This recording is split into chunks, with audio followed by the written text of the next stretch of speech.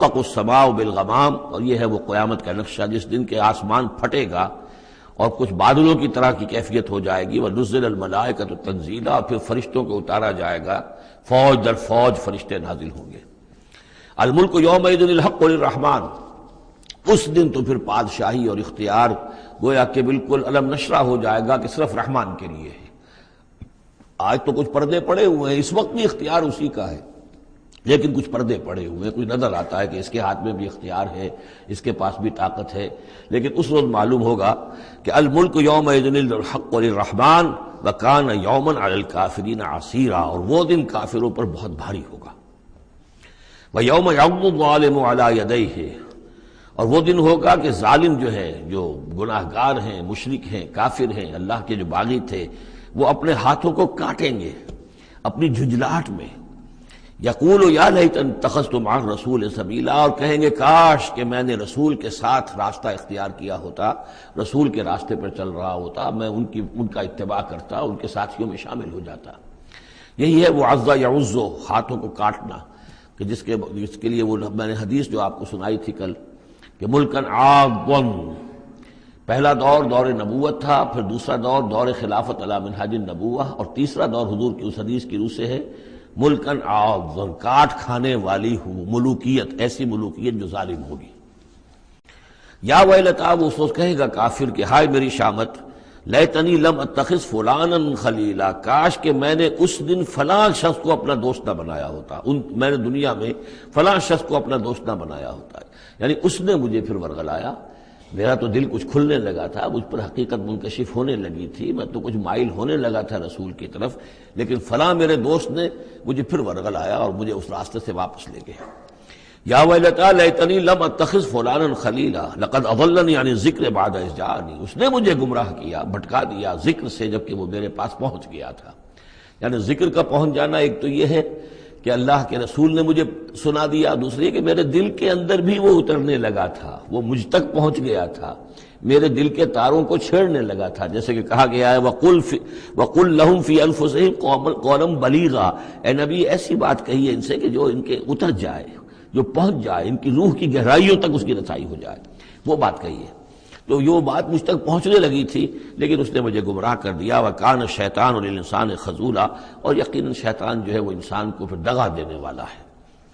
وَقَالَ الرَّسُولُ يَا رَبِّ إِنَّ قَوْمِي اتَّخَذُوا هَٰذَا الْقُرْآنَ مَهْجُورًا، اور رسول نے کہا، فریاد کی، اے اللہ، اے میرے پروردگار، میری قوم نے اس قرآن کو ترک کر دیا ہے، اس کی طرف توجہ نہیں کر رہی ہے، اس کو سننے کے لیے تیار نہیں ہے۔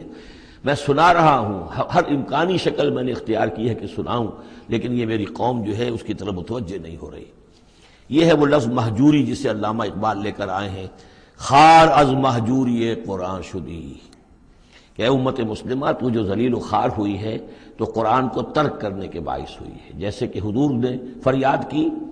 یا قیامت کے دن حضور فریاد کریں گے، یہ دونوں معنی اس کے ہو سکتے ہیں، لیکن اس وقت جو پیش نظر ہے، جو اس کی تعویل خاص ہے، وہ یہی ہے کہ حضور نے اس وقت فریاد کی کہ یہ میری قوم، یہ قریش، یہ میرے رشتہ دار بھائی بند سننے کو تیار نہیں ہے۔ یا رب ان قوم اتخذوا هذا القرآن مہجورا، ان کا جو قرآن مجید کو ترک کرنا تھا وہ تو تھا ڈھٹائی کے ساتھ کہ یہ اللہ کا کلام ہے ہی نہیں، یہ تو محمد نے اپنا گھڑ لیا ہے۔ لیکن یہ ہے کہ کوئی شخص اس کلام پر ایمان کا دعویٰ کرے، لیکن اس کی روش یہ ظاہر کر رہی ہو کہ وہ حقیقتاً ایمان نہیں رکھتا، وہ بھی اسی کے ذیل میں آ جائے گا۔ وہ کہتا تو ہو کہ میں سمجھتا ہوں یہ اللہ کا کلام ہے، لیکن پڑھتا ہی نہیں،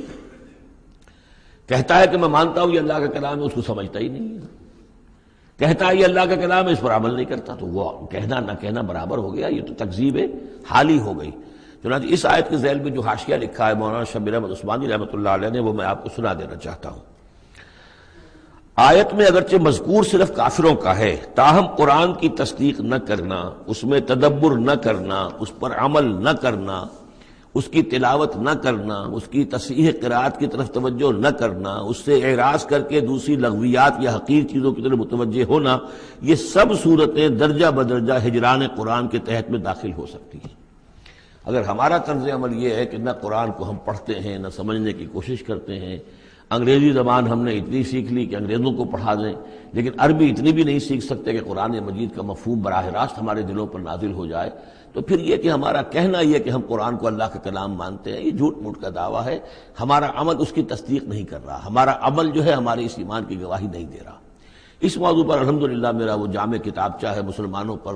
قرآن مجید کے حقوق، اس کا انگریزی ترجمہ بھی ہے، فارسی ترجمہ بھی ہے، عربی ترجمہ بھی ہے، ملیشیا کی زبان میں بھی ہوا ہے، یہ مختلف جگہوں پر اس کا تراجم ہوئے ہیں، الحمدللہ کہ بہت مقبول کتابچہ ہے۔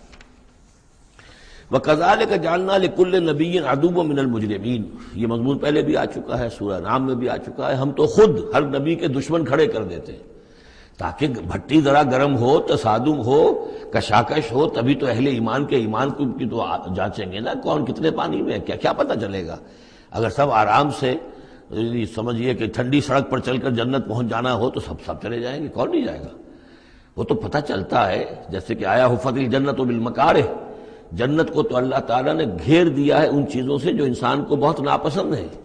تکلیفیں آتی ہیں، مصیبتیں آتی ہیں۔ وَلَنَبْلُوَنَّكُمْ بِشَيْءٍ مِّنَ الْخَوْفِ وَالْجُوعِ وَنَقْصٍ مِّنَ الْأَمْوَالِ وَالْأَنفُسِ وَالثَّمَرَاتِ، تو جنت والے تو سے ممیز ہوتے ہیں کہ واقعتاً یہ جنت کی قیمت ادا کرنے کو تیار ہیں۔ ان اللہ اشترى من المؤمنین انفسهم واموالهم بان لهم الجنہ، جنہ خریدنا چاہتے ہو تو تمہیں اپنے جان اور مال سب دینا ہوگا۔ کذالک جعلنا لکل نبی عدوا من المجرمین، اسی طرح ہم نے ہر نبی کے لیے مجرموں میں سے دشمن کھڑے کر دیے۔ وکفی بربک ہادیا ونصیرا، اور کافی ہے تیرا رب ہدایت دینے کے لیے، جو بھی ہدایت کا طالب ہوگا اللہ ہدایت دے گا اور اس کی مدد بھی کرے گا۔ وقال